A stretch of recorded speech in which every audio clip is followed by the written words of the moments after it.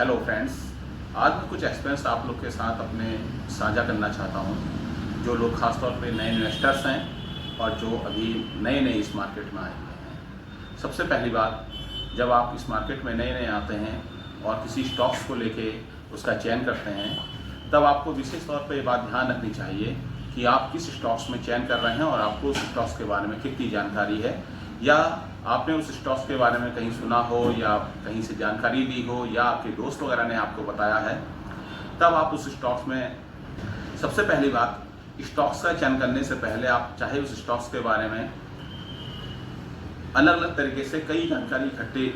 कर सकते हैं। उसके बाद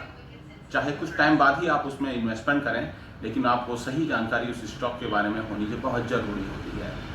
दूसरी चीज़, यदि आप अपने दोस्त से या जो लोग बहुत पहले से इस मार्केट में काम कर रहे हैं, उस स्टॉक्स के बारे में उन लोगों से भी राय ले सकते हैं। दूसरी चीज़, इस मार्केट में एक मेन चीज़ होती है डिसिप्लिन। अगर आपको लगता है कि आपका स्टॉक्स जो आपने लिया है वो चल नहीं रहा है, दूसरा और जो किसी दूसरे दोस्त वगैरह ने लिया है वो स्टॉक्स लगातार बढ़ रहा है, तो आप ऐसा हरगिज़ भी ना करें कि आप अपना स्टॉक्स को बेच दें और उसका स्टॉक्स खरीद लें। क्योंकि अगर आपने ऐसा करा तो हो सकता है कि आपने जिस स्टॉक्स को जहाँ पे पकड़ा है वो आपके फ्रेंड ने उससे बहुत पहले खरीदा हुआ हो और वो वहाँ से डाउनफॉल में नीचे को आना शुरू हो जाए, और आपने जो स्टॉक्स बेचा हुआ है वो वहाँ से चलना शुरू हो जाए। अब आपको ऐसा लगेगा, बोले यार ये तो मैंने बेच दिया और दूसरा मैंने जो खरीदा है वो गिर रहा है और जो बेचा है वो बढ़ रहा है। अगर आपने इस तरीके से फिर अपना वो दूसरा स्टॉक्स बेचा और पहले स्टॉक्स की तरफ आप दोबारा गए, तो आपकी कैपिटल धीरे धीरे इस तरह से इरोड होनी शुरू हो जाएगी। इससे बचने के लिए आप अपनी कैपिटल्स और आपने जो स्टॉक्स लिया हुआ है इस पर खरीदने से पहले उस पर आप चाहे कई बार रिसर्च करें, उसके बाद बाइंग करें और उसके बाद उस स्टॉक्स को थोड़ा सा टाइम दें। और आजकल हर क्वार्टरली आपके रिजल्ट आते रहते हैं, तो हर क्वार्टर टू क्वार्टर आप उसका रिव्यू देख सकते हैं। आप उसको देख सकते हैं कि किस तरह से प्रॉफिट्स या किस तरह से उसकी सेल्स में ग्रोथ रही है।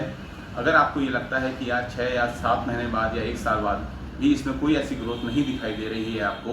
तब आप उसमें से उसको एग्जिट कर सकते हैं। लेकिन किसी भी अच्छे स्टॉक्स को बढ़ने के लिए या किसी भी अच्छे स्टॉक्स में अच्छी सेल्स के लिए भी उसको कम से कम अगर आपको उसमें मल्टीबैगर रिटर्न चाहिए तो आपको कम से कम उसको 5 साल देने चाहिए।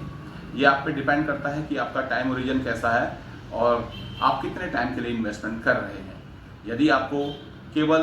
कुछ मंथ के लिए ही आप इन्वेस्टमेंट करना चाहते हैं तो इक्विटी मार्केट से थोड़ा सा उन स्टॉक्स में आप पैसा ना लगाएं जहां पर आप केवल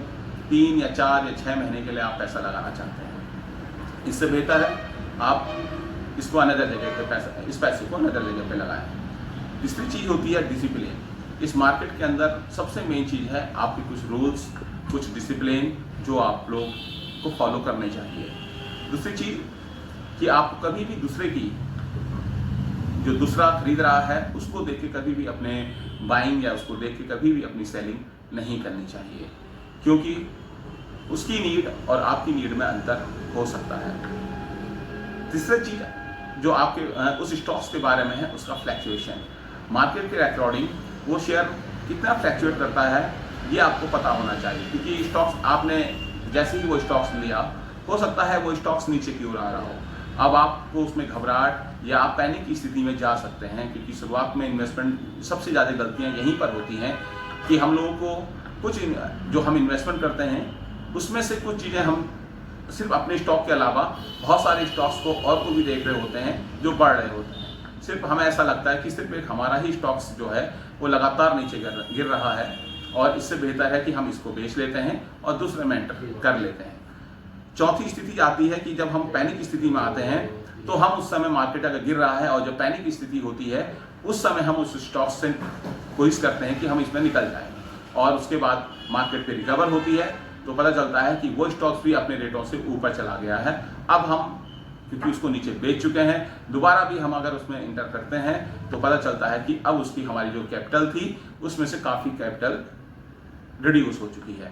इस तरह से अगर हम करते रहेंगे 3 या 4 या 5 बार अगर हम ऐसा करेंगे इस स्टॉक्स मार्केट में, तो पता चलेगा कि आपने अच्छी खासी कैपिटल का अपना नुकसान करा दिया है। इसलिए जब भी अब आप आते हैं कुछ लंबे टाइम के लिए इन्वेस्टमेंट कीजिए, और लंबे टाइम के इन्वेस्टमेंट के बाद आपको ये पता चलेगा कि आपने जो इन्वेस्टमेंट किया हुआ है वो आपको उसका वर्थ दिखाई देनी शुरू हो जाएगी। आप टाइम टू टाइम ज़रूर उसको रिव्यू करें और अपना डिसिप्लिन को भी कंटिन्यू बनाए रखें। फोर्थ चीज़ होती है कि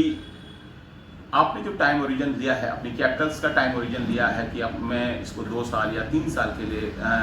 या 5 साल के लिए रखूँगा, तो आप इस चीज़ का बहुत ध्यान रखें कि आप अगर 5 साल के लिए किसी अच्छी कंपनी में इन्वेस्टमेंट करते हैं तो वो आपको एक अच्छी वेल्थ क्रिएट करके दे सकती है।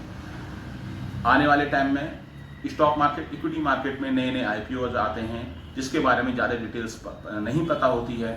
तो उसमें भी जब आप लोग इसमें इन्वेस्टमेंट करते हैं एज ए मार्केट में, तब उस समय इस चीज़ का बहुत ध्यान रखना चाहिए कि उसकी एक्चुअल वर्थ है क्या, वो कंपनी करती क्या है, आने वाले टाइम में उस कंपनी में क्या हो सकता है। तो आप इन चीज़ों से थोड़ा सा पहले दूर रहिए, और अगर हाँ आपको उस चीज़ के बारे में पूरी जानकारी है तब आप उसमें इन्वेस्टमेंट कर सकते हैं। खासतौर पे नए इन्वेस्टर्स को इस चीज़ के लिए बहुत ध्यान रखना चाहिए कि जब वो अपनी कैपिटल्स को, चाहे वो कैपिटल छोटी हो बड़ी हो, आपके अंदर अगर मार्केट गिरता हो और अगर मार्केट में घबराहट की स्थिति भी आती हो, तो आप उस तरीके से पैनिक मत होइए, क्योंकि अगर आपके पास अच्छा स्टॉक्स है और अगर आप वो मार्केट में नीचे आने से नीचे आ गया, लेकिन ऐसा नहीं है कि अगर मार्केट रुकती है या मार्केट सुधरती है वो भी वहाँ से नहीं बढ़ेगा। आप गिरते समय तो उससे एग्जिट कर जाएंगे, लेकिन जब मार्केट बढ़ेगा और वो स्टॉक्स आपको फिर आपकी बिक्री से ऊपर मिलेगा, तब आपको ले थोड़ी सी समस्या खड़ी हो जाती है। इस तरह से आप इस चीज़ का बहुत ध्यान रखिए कि अपने इन्वेस्टमेंट को कम से कम आप 5 साल का टाइम देंगे तो आपके लिए वो बेहतर वेल्थ क्रिएट